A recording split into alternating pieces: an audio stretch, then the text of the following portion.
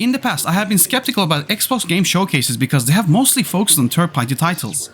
We didn't get much first-party game reveals from them, and when we did, it was years away. But with their latest multi-platform push, it made me more excited for their showcases. I and everyone else view Xbox as a third-party publisher now, and to be honest, it is for the best. So their games and reveals mean more now. So Microsoft held their Xbox Showcase 2025 and it was a very solid one, mostly third-party titles but still, tons of exciting new game reveals. Let's break down everything that was shown as I give my thoughts on them.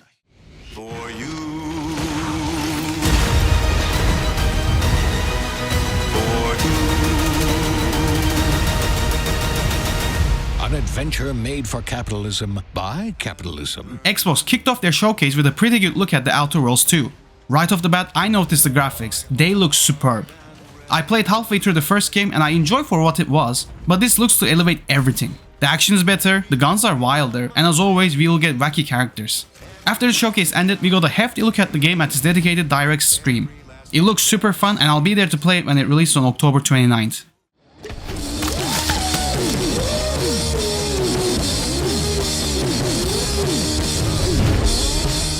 High on Life 2, the sequel to that weird talking gun game from a few years back, got announced with a fun trailer. It says in-game footage, but I'm not sure if the game will end up looking this good, but oh my god, the graphics on this trailer was excellent. The gun with a face on it is still weird, but if the gameplay is smooth and the game makes me laugh, I see that as a win. High on Life 2 is releasing this winter.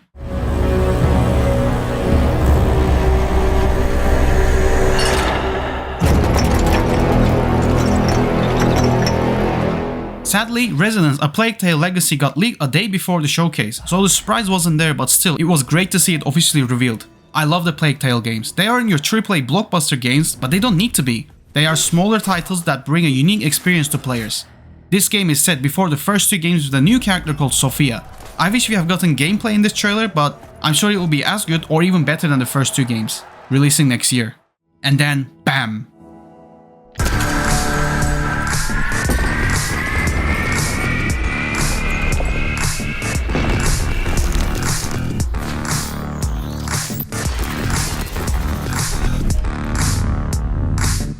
Xbox announced a handheld console called ROG or ROG, however you want to call it, Xbox LIX. This is a partnership between Xbox and ROG. Xbox is finally entering the handheld market with this console and it looks to be really impressive. It will feature Xbox Game Pass, obviously, but other gaming launchers like Steam, Battle.net and more, with Discord also being in there. I'm not a tech head, but the product looks hefty with a lot of features. Will it rival the Steam Deck and the Nintendo Switch? Only time and the price of it will tell. I am actually looking forward to seeing more of this console. It is expected to be released this holiday season.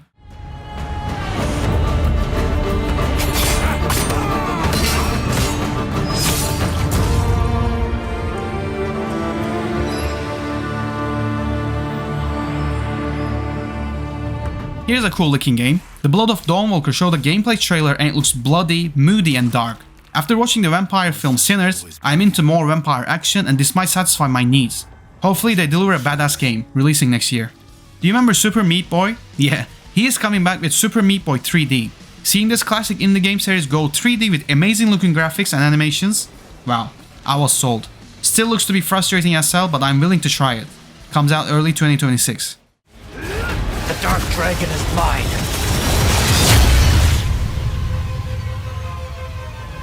Damn, Ninja Gaiden 4 looks so much fun. They showed new gameplay footage and looks slick, fast-paced and impactful. Developed by Platinum Games and Team Ninja. And before I go on, can I just say that Team Ninja are beasts? They literally crank out so many games. They make at least one game a year and that's just very impressive. I just wanted to point that out. But anyways, Ninja Gaiden 4 looks really good. I have never tried the series before, so this might be my starting point. I love the visuals of Neon Lights as well. It gives off a different vibe compared to other ninja-based games. It's coming October 21st. Indiana Jones and the Great Circle is getting a story DLC titled The Order of Giants. I still haven't played the game, I know. I'm really ashamed, but this has been a great achievement for them, and what I've seen of Troy Baker as Indiana Jones, he just nails it. I'll probably play the main game after the DLC releases. Looks good, releasing on September 4th. Check this out.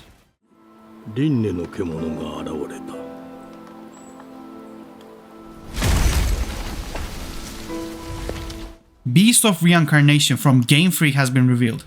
Game Freak, the studio behind Pokemon games, is making this awesome looking game. Dude, Just look at these graphics and the visuals. The character designs are cool as hell as well. What happened with Pokemon if they are capable of making a game like this? So this just proves that Nintendo and Pokemon art style were holding them back, because this shit looks impressive. And easily one of the best games shown in this showcase. Set in a post-apocalyptic Japan with monsters and robots, releasing next year and I'll be there day one.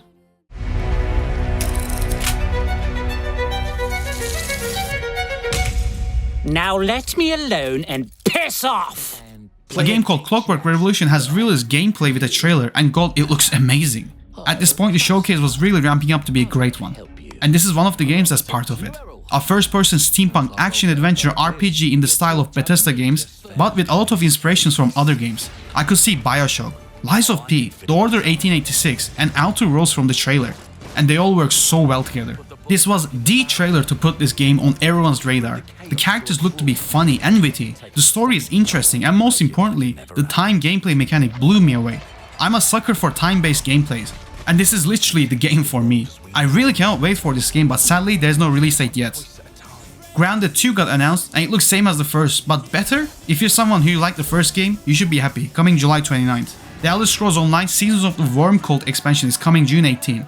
I'm not the target audience, but it is amazing to see how this game is still being supported. I applaud the devs and the community for that. Okay, Bloober Team showed more of Chronos: The New Dawn, their latest survival horror game, and like the previous trailer, it just looks brilliant. The atmosphere in this game is really eerie and the gameplay is right up my alley. Their work on Silent Hill 2 Remake was really a turning point because I can see how they have stepped up their game. Chronos is another game that I can't wait for. The Dead Space inspiration fits perfectly for this world. Releases this fall. Okay, I'll be speeding through some announcements now. Aphelion from Dawn is coming in 2026 and it's another unique game from a usually story-driven studio. And I'm gonna say it reminds me of their mountain climbing game Jusant. So I really want to see more of this game. Another game releasing in 2026 is No Ghosts at the Grand, and I don't know, it's a cleaning game with a paranormal mystery at its core. Could be fun. Age of Mythology Retold is bringing the Japanese pantheon with their Heavenly Spear update, releasing this fall. Planet of Lana 2 Children of the Leaf is a sequel to an interesting indie game, and I really want to play it. Releases 2026. Animo is a cute looking game that I have no interest at all, sadly. But if you like these kind of games, then it will be for you. But this game is definitely for me. 举将退。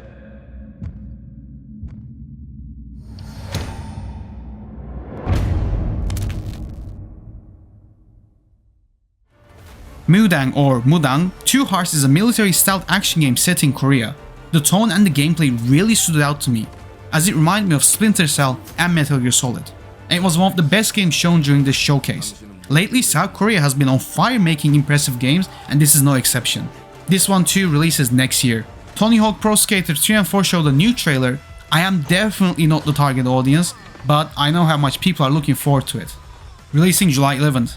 At Fates ends a cool looking 2D game that has good art. I'll keep this in my radar. Gears of War Reloaded, the remake of the original Gears of War game, showed off how impressive this remake looks, and man, I can't wait. I played the first game a few years back, but I really want to experience it again with these stunning 4K visuals. It comes out on August 26. Yet another Persona remake is on the way. Persona 4 Revival is a remake of Persona 4. Why wouldn't they remake it? Persona games are so popular and there's a demand for it. Sadly, I'm not the target audience. I did try it multiple times, but I just couldn't get into them. Still, I do appreciate these games and especially the art design. No release date for this yet.